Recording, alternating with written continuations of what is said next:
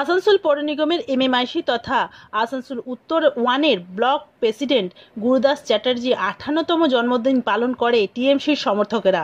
প্রথমে তার বাড়িতে তার প্রিয়জনেরা কেক কেটে তাকে জন্মদিনের শুভেচ্ছা জানায়।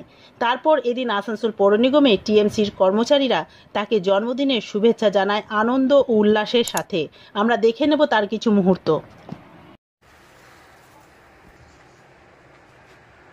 Happy birthday to you. Happy birthday to you. Happy birthday to Rocket Da. Happy birthday to. হ্যাঁ